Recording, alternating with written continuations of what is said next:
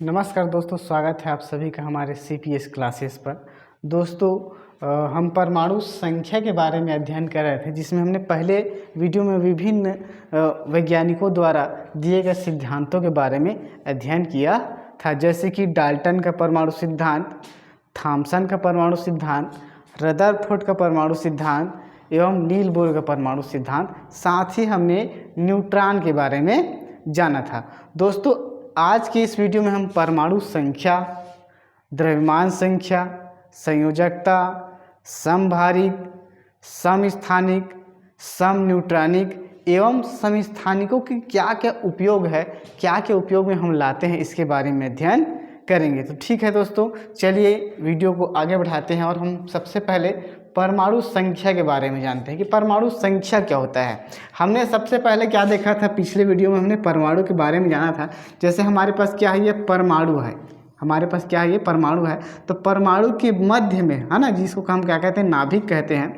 यहाँ पर हमारे पास प्रोटॉन रहता है और न्यूट्रॉन रहता है, और यहाँ इलेक्ट्रॉन कक्षकों में यहाँ पर क्या करता है, गति करता है, क्या करता है, घूमता रहता है। जैसे कि हमारे पास पहला कक्षक को के, दूसरे को एल, तीसरा को एम एवं चौथा कक्षक को हमने क्या नाम दिया था, एन नाम दिया था। ये नील बोर ने हमको बताया था। ठीक है, आज की वीडियो में हम परमाणु संख्या किसे कहते हैं ये हम जानेंगे। ठीक है, जैसे कि परमाणु के नाभिक में उपस्थित प्रोटॉनों की संख्या है ना, परमाणु के नाभिक में उपस्थित प्रोटॉनों की संख्या ही परमाणु संख्या या परमाणु क्रमांक कहलाता है।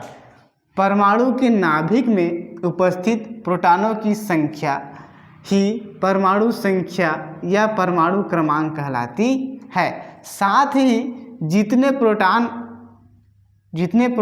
उतने ही इलेक्ट्रॉन होते हैं, परंतु अन्य परमाणु से अभिक्रिया कर घट या बढ़ सकता है इलेक्ट्रॉन। ठीक है, इलेक्ट्रॉन क्या होता है, घट या बढ़ सकता है। वास्तव में प्रोटॉन जितना रहता है उतना ही इलेक्ट्रॉन भी रहता है परमाणु में, लेकिन किसी अन्य परमाणु के साथ जब वो अभिक्रिया करता है तो घट भी जाता है या फिर बढ़ भी जाता है। ठीक है, इस तरह से क्या है, परमाणु संख्या है। इसे हम जेड से प्रदर्शित करते हैं। किससे दर्शाते हैं, जेड से दर्शाते हैं। ठीक है, आगे हम देखते हैं क्या, द्रव्यमान संख्या। द्रव्यमान संख्या कितना होता है, मान कितना होता है इसका, 1.6 गुणा 10⁻⁻27 किलोग्राम होता है। ठीक है, परमाणु संख्या द्रव्यमान संख्या का जो मान है कितना होता है, 1.6 गुणा 10⁻⁻27 किलोग्राम होता है। परमाणु तो हम क्या है इसके बारे में जानते हैं। परमाणु के नाभिक में उपस्थित प्रोटॉन एवं न्यूट्रॉन दोनों के योग द्रव्यमान संख्या कहलाता है। ठीक है, जैसे कि हमारे पास ये परमाणु है, तो परमाणु में के नाभिक में उपस्थित है ना, परमाणु के नाभिक में उपस्थित प्रोटॉन एवं न्यूट्रॉन दोनों के योग को हम क्या कहते हैं, द्रव्यमान संख्या कहते हैं। जैसे मान लीजिए हमारे पास क्या दिया गया है, ये कैल्शियम हमको परमाणु दिया गया है। क्या दिया गया है, कैल्शियम हमको परमाणु दिया गया है, जिसका परमाणु क्रमांक या फिर परमाणु संख्या है ना। ठीक है, तो परमाणु क्रमांक इसका परमाणु संख्या कितना है, 20 दिया गया है। इसका द्रव्यमान संख्या कितना दिया गया है, 40 दिया गया है। तो इसमें प्रोटॉन, ठीक है, इसमें प्रोटॉन कितना रहेगा, प्रोटॉनों की संख्या कितना हो जाएगा, 20 हो जाएगा। ठीक है, और जो बाकी बचा वो क्या हो गया, न्यूट्रॉनों की संख्या। तो न्यूट्रॉनों की संख्या क्या होगा, वह न्यूट्रॉनों की संख्या 20 ही होगा। ठीक है, तभी तो ये 20 और ये 20 क्या हो जाएगा, 40 हो जाएगा, क्योंकि प्रोटॉन और ये न्यूट्रॉन दोनों का योग होता है द्रव्यमान संख्या होता है। ठीक है, यदि हम किसी में बात करें, सोडियम की बात करें, तो सोडियम का परमाणु क्रमांक क्या होता है, 11। सोडियम का परमाणु संख्या कितना होता है, 11 होता है। तो सोडियम में प्रोटॉन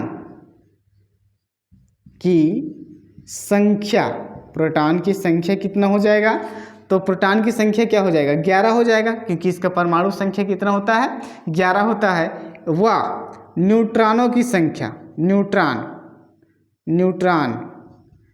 कितना हो जाएगा, इसमें न्यूट्रॉन हो जाएगा 12।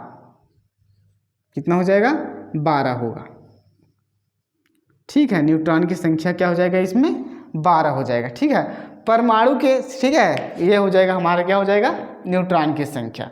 परमाणु के नाभिक में उपस्थित प्रोटॉन एवं न्यूट्रॉन को संयुक्त रूप से न्यूक्लियन कहते हैं। क्या कहते हैं, न्यूक्लियन कहते हैं। जैसे हमारे पास परमाणु है, ये परमाणु के नाभिक में उपस्थित प्रोटॉन और न्यूट्रॉन को संयुक्त रूप से हम क्या कहते हैं, न्यूक्लियन कहते हैं। ठीक है, तो इसमें हमारे पास प्रश्न बनता है इस प्रकार से, जैसे कि देखिए किसी परमाणु में, है ना, किसी परमाणु में 8 प्रोटॉन एवं 8 न्यूट्रॉन हो तो परमाणु की, है ना, परमाणु की परमाणु संख्या बताए, परमाणु की आवेश क्या होगी, हमको ये क्या करना है, बताना है। तो देखिए हमारे पास ये देखिए प्रोटॉनों की संख्या, है ना, प्रोटॉनों की संख्या क्या होता है, परमाणु संख्या कहलाता है। तो परमाणु संख्या क्या हो जाएगा हमारे पास, यहाँ पर परमाणु संख्या कितना हो जाएगा, परमाणु संख्या तो 8 ही हो जाएगा। तो हम लिख लेते क्या, परमाणु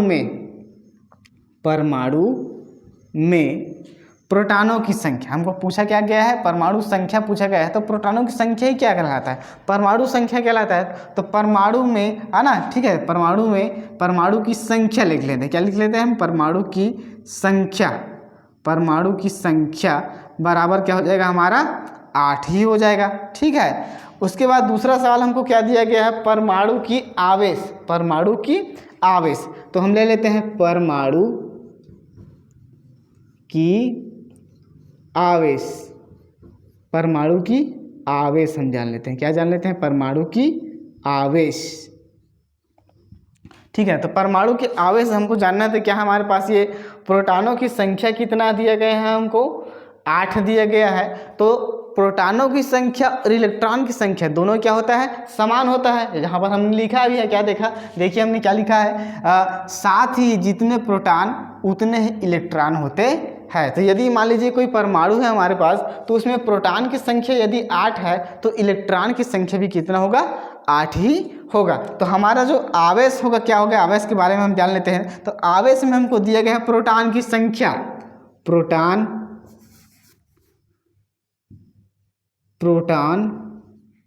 की संख्या हमको दिया गया है कितना, 8 दिया गया है।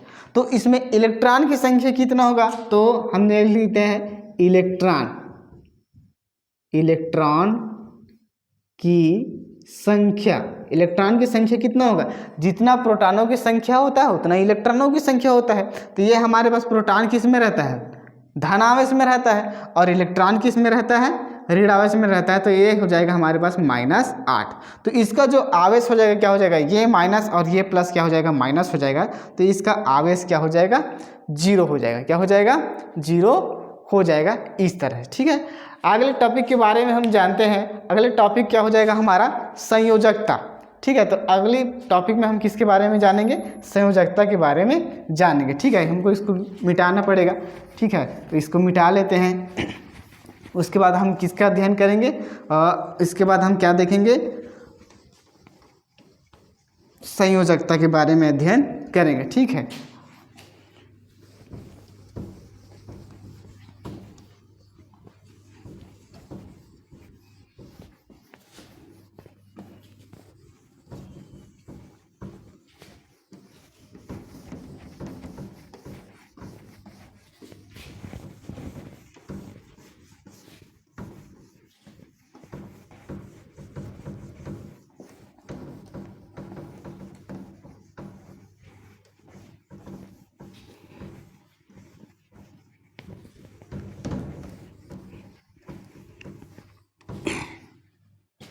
चलिए अगले हम अपने टॉपिक पर आते हैं। हमारा अगला टॉपिक क्या हो जाएगा, द्रव्यमान संख्या। ठीक है, हमारे पास क्या, संयोजकता। ठीक है, तो संयोजकता के बारे में हम जानते हैं। संयोजकता,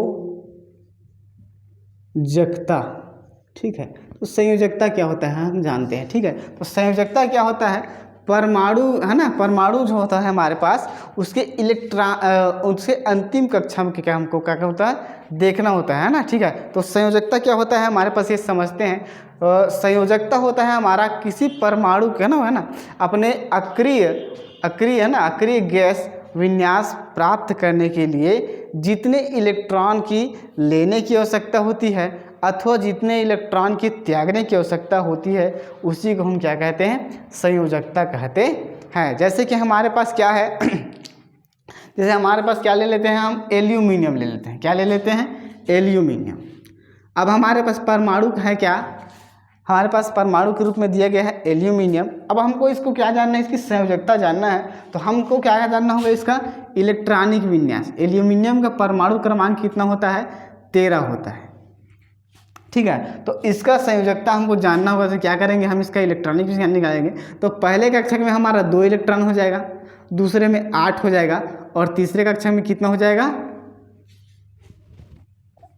ये 2 और 8 10 हो गया, और ये 3 हो गया। ठीक है, तो 13 हो गया। तो हमारे पास ये अंतिम कक्षक में कितना इलेक्ट्रॉन है, 3 इलेक्ट्रॉन है, इसलिए इसकी संयोजकता क्या हो जाएगा, 3 हो जाएगा। हाँ ठीक है, तो एल्यूमिनियम की संयोजकता, एल्यूमिनियम की संयोजकता क्या हो जाएगा, कि संयोजकता हो जाएगा हमारा 3। ठीक है, संयोजकता जानने के लिए अंतिम कक्षा में देखना रहता है, किसके अंदर रखना है, परमाणु क्रमांक, है ना। ठीक है, जैसे हमारे पास क्या दिया गया है, एक आवर्त सारणी हमारे यहाँ लाते हैं। ठीक है, जैसे कि देखिएगा हमारे पास ये क्या दिया गया है, आवर्त सारणी है। ठीक है, ये आवर्त सारणी है। यदि हमको संयोजकता जानना है, क्या जानना है, संयोजकता जानना है, तो परमाणु के अंतिम कक्षक के बारे में हमको क्या देखना है, अंतिम कक्षक के बारे में जानना होता है। जैसे कि हमारे पास देखिए ये हमारे पास परमाणु है ना। ठीक है, अगर यहाँ पास देखिए ये 1 है, इकाई अंक में क्या है, 1 है, यहाँ पर दहाई तो है नहीं। ठीक है, तो इसका सभी के संयोजकता क्या हो जाएगा, 1 होगा। संयोजकता कितना होगा, 1। इस वाले लाइन का संयोजकता क्या होगा, 2। इस वाले लाइन का संयोजकता कितना होगा, 3। इस वाले लाइन का संयोजकता कितना होगा, 4 हो जाएगा। ठीक है, इस तरह से। ठीक है, अब यहाँ पर ऐसे करते करते अब देखो संयोजकता कभी भी 4 से ज़्यादा नहीं हो जाता। तो ये 5 है तो इसकी संयोजकता कितना हो जाएगा, 3। ये 6 है तो इसमें संयोजकता कितना हो जाएगा, 2। ये 7 है तो इसमें संयोजकता कितना हो जाएगा, 1 हो जाएगा। ठीक है, इस प्रकार से। जैसे हमारे पास क्या है, इकाई अंक को देखना है, तो यहाँ पर हमारे पास ये बेरियम है ना, ये बेरियम, ये 13 है, तो इसमें इकाई में देखना कितना दिया है, 3 दिया गया है, तो ये सभी में संयोजकता कितना हो जाएगा, 3 हो जाएगा। यहाँ पर 4 है तो संयोजकता कितना होगा, 4। यहाँ पर 5 है तो संयोजकता कितना होगा, तो देखो 4, कभी भी संयोजकता 4 से ज़्यादा नहीं हो सकता, तो इसमें संयोजकता कितना होगा, 3 होगा। ठीक है, इस प्रकार से हम करके क्या करते हैं, देखते हैं। फिलहाल इसको हम यहाँ से क्या कर देते हैं, हटा देते हैं, और संयोजकता के बारे में ठीक से जानते हैं। ठीक है, चलिए देखिए, यदि हमको क्या जानना है, संयोजकता जानना है। क्या जानना है, संयोजकता। ठीक है, तो हम क्या कर लेते हैं, संयोजकता। ठीक है, तो ये हमारे पास हम क्या लिखेंगे, परमाणु की, है ना, अंतिम, है ना, क्या होगा, अंतिम कक्षा, है ना, अंतिम कक्षा में इलेक्ट्रॉन। ठीक है, और ठीक है, तो जैसे मान लीजिए हमारे किसी प्रकार का परमाणु है, उसके अंतिम कक्षा में इलेक्ट्रॉन है 1। अंतिम कक्षक में इलेक्ट्रॉन कितना है, 1 है, और 2 है, 3 है, 4 है। तो संयोजकता क्या होगा हमारे पास, तो संयोजकता, परमाणु की संयोजकता।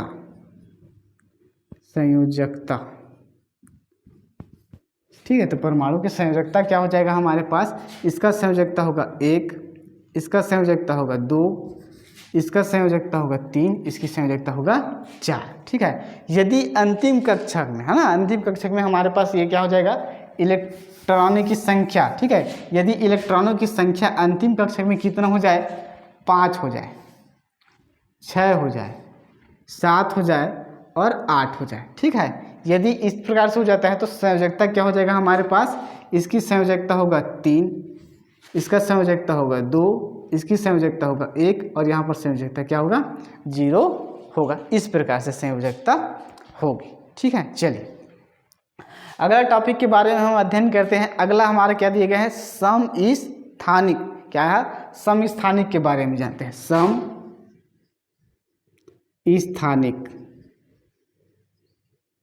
समस्थानिक। ठीक है, तो होता क्या है ये समस्थानिक, हमारे पास क्या रहता है, परमाणु है ना। ठीक है, तो परमाणु समस्थानिक, तो समस्थानिक में क्या होता है, परमाणुओं की संख्या समान होती है। परमाणु की संख्या क्या होती है, समान होती है। परमाणु की संख्या समान होती है समस्थानिक में। ठीक है, समस्थानिक परमाणु की संख्या क्या होगा, समस्थानिक में परमाणु की संख्या क्या होगा, समान होगा, किंतु द्रव्यमान संख्या क्या होगा, अलग होगा। ठीक है, तो ये समस्थानिक में होगा क्या, परमाणु क्रमांक, परमाणु संख्या या फिर क्रमांक एक ही चीज है। परमाणु संख्या समान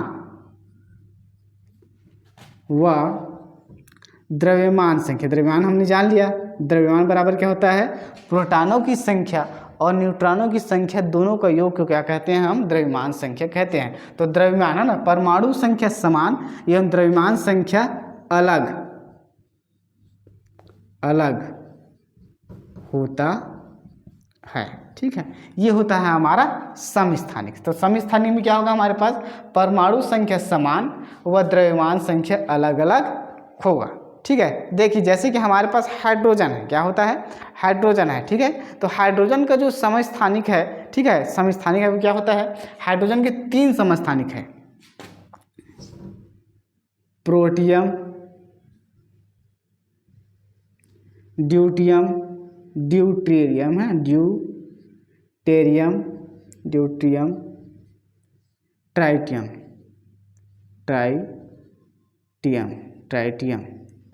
है ना,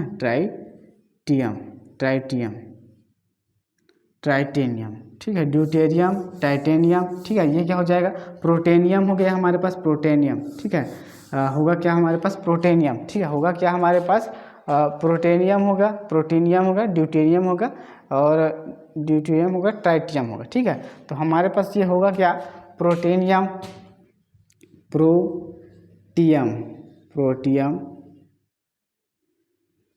ड्यूटेरियम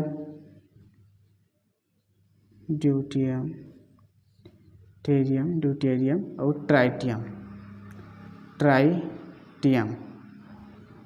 ट्राइटियम। ठीक है, ये होगा हमारे पास।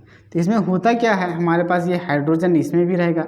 हाइड्रोजन का जो संख्या होता है क्या होता है, हाइड्रोजन को हम दर्शाते किससे हैं, H से दर्शाते हैं। किससे दर्शाते हैं, H से। तो इसमें परमाणु क्रमांक तो क्या हो जाएगा, सभी में 1 रहेगा। ठीक है, परमाणु संख्या क्या रहेगा, परमाणु क्रमांक सब में 1 रहेगा, लेकिन द्रव्यमान संख्या अलग होगा। तो जिसमें कि इसमें हमारे पास द्रव्यमान संख्या 1 होगा, यहाँ पर द्रव्यमान संख्या 2 होगा और यहाँ पर द्रव्यमान संख्या 3 होगा। ठीक है, तभी तो ये ड्यू हो गया, ये ट्राई हो गया, ट्राइटियम, ड्यूटेरियम, प्रोटियम। ठीक है, इसमें क्या रहेगा, 1 ही रहेगा। ठीक है, इस प्रकार से होता है। तो हमको कहा गया है क्या, परमाणु संख्या समान, परमाणु संख्या 1,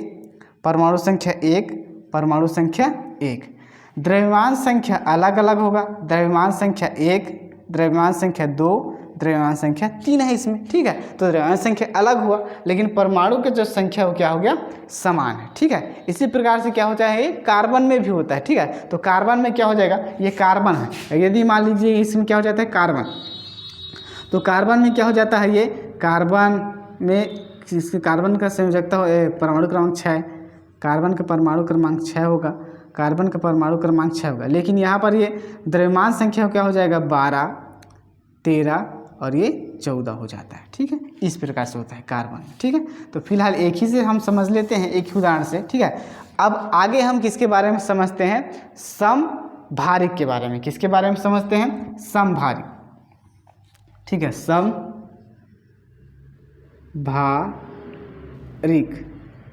समभारिक, इसमें होता क्या है, द्रव्यमान संख्या समान, द्रव्यमान संख्या समान व, ठीक है, व परमाणु संख्या ना, परमाणु संख्या अलग अलग होता है। ठीक है, देखिए अब ये समभारिक है, सम क्या है, समभारिक है, ये क्या है, समभारिक है। तो समभारिक में क्या हो जाएगा, द्रव्यमान संख्या समान होगा, वो परमाणु संख्या क्या हो जाएगा, अलग अलग। यहाँ पर समस्थानिक में क्या है, परमाणु संख्या समान व द्रव्यमान संख्या अलग अलग है। यहाँ पर समभारिक में क्या है, द्रव्यमान संख्या समान व परमाणु संख्या अलग अलग है। ठीक है, जैसे कि हमारे पास क्या हो जाएगा इसका उदाहरण हम देख लेते हैं कैल्शियम में। किस में देख लेते हैं, कैल्शियम में देख लेंगे और हम देख लेंगे किस में, आर्गन में। ठीक है, इसमें देखेंगे आर्गन में। जैसे कि हमारे पास कैल्शियम के हमने देखा था, तो कैल्शियम हमारे पास परमाणु है, तो इसका परमाणु संख्या कितना होता है, 20 होता है। इसका द्रव्यमान संख्या कितना होता है, 40 हो जाए। और ये आर्गन क्या हो जाता है, आर्गन, इसको AR से दर्शाते हैं। तो आर्गन का परमाणु क्रमांक कितना होता है, 18, और द्रव्यमान संख्या कितना होता है, 40। ठीक है, ये हो गया समभारिक। मतलब क्या होगा, कैल्शियम और आर्गन दोनों का भार क्या होगा, समान होगा। होगा कि नहीं होगा, देखिए द्रव्यमान संख्या समान, परमाणु संख्या अलग अलग। परमाणु संख्या कितना है, 18, परमाणु संख्या कितना है, 20, लेकिन यह द्रव्यमान संख्या कितना है, 40 है, और यहाँ भी द्रव्यमान संख्या 40 है। ठीक है, इस तरह से होगा। ठीक है, अगले हम इसमें थोड़ा सा जान लेते हैं किसके बारे में, समन्यूट्रॉनिक। किसके बारे में जानेंगे, समन्यूट्रॉनिक, समन्यूट्रॉनिक। ठीक है, समन्यूट्रॉनिक। ठीक है, समन्यूट्रॉनिक में होगा क्या होगा, न्यूट्रॉनों की संख्या समान होगा। क्या हो गया, न्यूट्रॉनों की संख्या। ठीक है, तो ये हो गया क्या, हमारे पास न्यूट्रॉन हमको पता है ना, ये हमारे पास क्या है, परमाणु है। तो परमाणु के बीच में क्या होता है, नाभिक में क्या होता है, प्रोटॉन होता है, और ये न्यूट्रॉन होता है। ठीक है, तो यहाँ न्यूट्रॉनों की संख्या समान व, ठीक है, अन्य संख्या क्या होगी, भिन्न भिन्न होगी। ठीक है, जैसे कि हमारे पास परमाणु का क्रमांक होगा, परमाणु क्रमांक ले लेते हैं, परमाणु क्रमांक या फिर परमाणु संख्या अलग अलग। ठीक है, चलिए इस प्रकार से होगा क्या। तो देखिए हमने क्या जाना, सबसे पहले हमने समस्थानिक देखा। तो समस्थानिक में परमाणु की संख्या समान व द्रव्यमान संख्या अलग। उसके बाद हमने समभारिक देखा। तो समभारिक में क्या हो गया, द्रव्यमान संख्या क्या होगा, समान व परमाणु संख्या क्या होगा, अलग अलग होगा। समन्यूट्रॉनिक में क्या होगा, न्यूट्रॉनों की संख्या समान होगा। ठीक है, तो ये समस्थानिक के उपयोग हम देख लेते हैं। क्या देख लेते हैं, थोड़ा सा अब हम देख लेते हैं समस्थानिकों के उपयोग। तो समस्थानिकों का उपयोग क्या हो जाता है, जैसे कि हमारे पास क्या होगा, समस्थानिक के उपयोग हम क्या करते हैं, कैंसर की इलाज में करते हैं, घेंघा रोग में करते हैं। ठीक है ना, इस प्रकार से हम क्या करते हैं, एक्सरे में करते हैं समस्थानिकों का उपयोग। इस प्रकार से विभिन्न प्रकार के उपयोग हम क्या करते हैं, किया जाता है। ठीक है, चलिए इस वीडियो में हम इतना ही। अगले टॉपिक में अगले दूसरे अध्याय के बारे में जानेंगे। आपको हमारा वीडियो कैसा लगा कमेंट सेक्शन में ज़रूर बताइएगा। साथ ही अगर अच्छा लगता है तो हमारे चैनल को सब्सक्राइब कीजिएगा। ठीक है, थैंक यू वेरी मच।